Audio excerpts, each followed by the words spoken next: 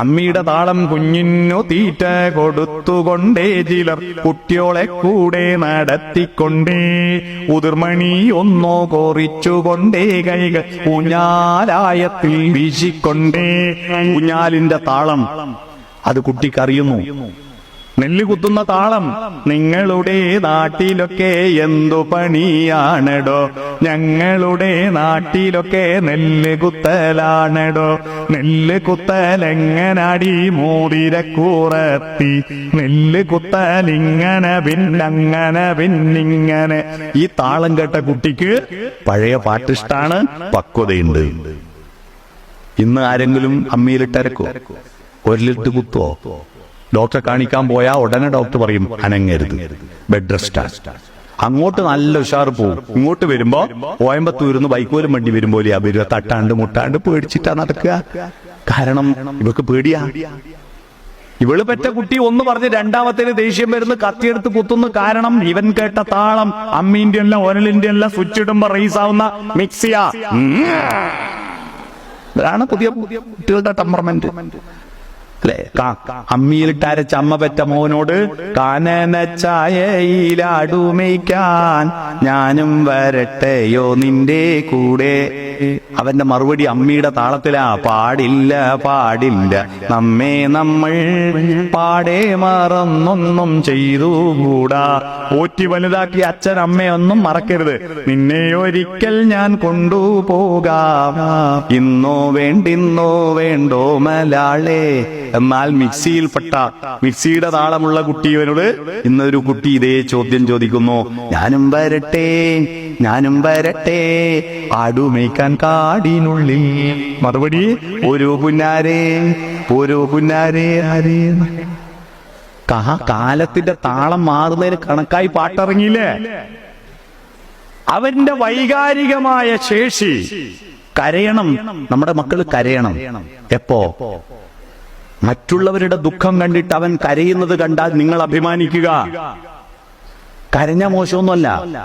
ചിരിക്കണം, പുഞ്ചിരിക്കണം. ദേഷ്യം വരണം ആവശ്യമുള്ളിടത്ത് മാത്രം. ഈ സ്ത്രീകൾക്ക് ഹാർട്ട് അറ്റാക്ക് വളരെ കുറവല്ലേ? പുരുഷന്മാർക്കല്ലേ ആദ്യം ഹാർട്ട് അറ്റാക്ക് വരുന്നത്? അന്ത സ്ത്രീകൾക്ക് ഹൃദയമില്ലേ? ഉണ്ട്. പക്ഷെ എന്തുകൊണ്ടാ ഹാർട്ട് അറ്റാക്ക് വരാത്ത? അലിയും. കരയാനുള്ള ഒരു ചാൻസും കളയില്ല എന്റെ നാട്ടിലൊന്നും സ്ത്രീകൾ. ഒരു മരണപ്പെട്ട വീട്ടിൽ മിനിമം 5 ട്രിപ്പ് കരയും. മരിച്ച ഉടനെ ഒന്ന് കരഞ്ഞു, എന്നിട്ട് സമാധാനമായി കട്ട കാപ്പി കുടിച്ചിരിക്കുമ്പോഴായി അനിയത്തി വന്ന. അവള് കരയുമ്പോ കൂടെ കരഞ്ഞു കൊടുക്കണ്ടേ? കുറച്ച് കഴിഞ്ഞപ്പോ സഹോദരൻ വന്ന് അവനെ കാണുമ്പോ ഒന്ന് കരഞ്ഞ്, അവസാനം കുളിപ്പിക്കാൻ എടുക്കുമ്പോൾ കരഞ്ഞ്, കുഴിയിലേക്ക് കൊണ്ടുപോകുമ്പോൾ കരഞ്ഞ്. പുരുഷന്മാർക്ക് സങ്കടമില്ലേ? സങ്കടത്തിൽ സ്ത്രീ പുരുഷ വ്യത്യാസമില്ല, എല്ലാവർക്കും ഒരുപോലെയാണ് സങ്കടം. പക്ഷേ സങ്കടം പ്രകടിപ്പിക്കൽ എങ്ങനെ? അതാ ചോദ്യം.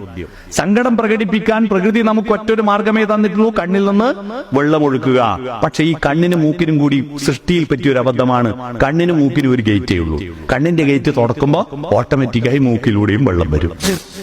ഈ ശബ്ദമാണ് നമ്മൾ നാട്ടുകാര് അറിയിക്കുന്ന കരയുന്നുണ്ടെന്ന്. മൂന്നാമത്തെ ക്വസ്റ്റ്യന്റ് ആണ് പാഷണൽ ക്വസ്റ്റ്യൻ. ഇതിന്റെ കുറവാണ് നമ്മുടെ സമൂഹത്തിൽ ഏറ്റവും വലിയ പ്രശ്നം. എന്തായി പാഷണൽ ക്വസ്റ്റ്യൻ? മനുഷ്യനാണെങ്കിൽ ആർദ്രത വേണ്ടേ? അനുഭൂതി, ആനന്ദം, നിർവൃതി, സൗന്ദര്യബോധം, ഇതൊന്നും ഇല്ലെങ്കിൽ നമ്മൾ നേരത്തെ കണ്ട നൃത്തമില്ലേ, ആ നൃത്തത്തിന്റെ ആ താളവും മറ്റൊക്കെ കാണുമ്പോൾ നമ്മുടെ ഉള്ളിൽ നെഞ്ചിലില ഉലാവുന്നു നിത്യനിർമ്മല പൗർണമി. എന്തോ ഒരു ആനന്ദം അനുഭവിക്കാൻ പറ്റിയിട്ടില്ലെങ്കിൽ ഉടനെ നിങ്ങൾ മനസ്സിലാക്കുക, റേഷൻ കാർഡ് എന്ന് പേര് കുത്തുക, എന്നിട്ട് ആലയിൽ പോയി കിടക്കുക. മനുഷ്യരായി പരിഗണിക്കാൻ പറ്റും. ഇത് ഒരു പുഞ്ചിരി കാണുമ്പോ, ഒരു കുഞ്ഞിന്റെ പുഞ്ചിരി കാണുമ്പോ, സൂര്യൻ ഉദിച്ചു വരുമ്പോൾ സൂര്യകിരണങ്ങൾ തഴുകിക്കൊണ്ട് പുല്ലിൻ തുമ്പിന്റെ മൂർധാവിലുള്ള തുഷാരബിന്ദുക്കൾ വദനം ചുവന്നു വരുന്നത് കണ്ടിട്ട് ആസ്വദിക്കാൻ കഴിയുന്നില്ലെങ്കിൽ പിന്നെ നമ്മൾ പോത്തായിട്ട് ജനിച്ചാ പോരെ?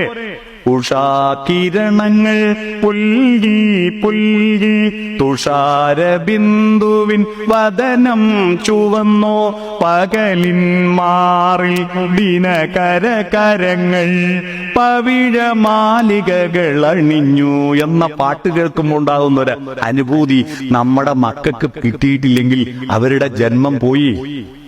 ആ അനുഭൂതിയിലേക്ക് കൊണ്ടുകൊടുക്ക്. അതിലേക്ക് നയിക്ക്. പാഷൻ വേണം അവർക്ക്. അതിനുവേണ്ടിയ മനുഷ്യനുണ്ടായത്. മനുഷ്യനുമുണ്ട്. ഈ ഭൂമിയിൽ ജനിക്കുന്നതിന് മുമ്പ് കാമവികാരമുണ്ടായിരുന്നു. പക്ഷെ കാമവികാരത്തെ സുന്ദരമായ പ്രണയമാക്കാനാ മനുഷ്യനുണ്ടായത്.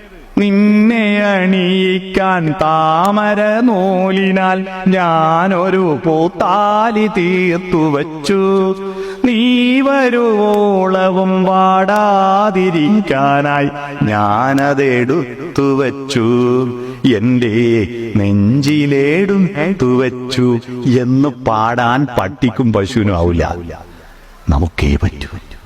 ആ ആർദ്രതയാണ് നമ്മളെ മനുഷ്യരാക്കിയത്.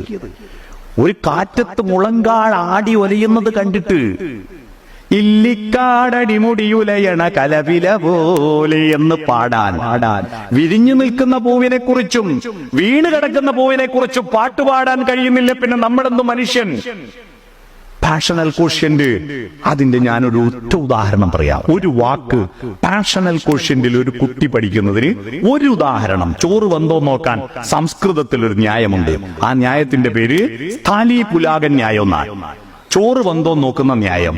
കലത്തിലെ മുഴുവൻ വറ്റും പിടിച്ചു നോക്കണ്ടല്ലോ. ഒന്നോ രണ്ടോ വറ്റ് പിടിച്ചാൽ മൊത്തം ചോറിന്റെ പോവ് മനസ്സിലാവും. ഒരു വാക്ക് മാത്രം ഞാനിവിടെ പാഷണൽ കോഷ്യന്റും ആക്കിയിട്ട് മാറ്റിത്തരാം.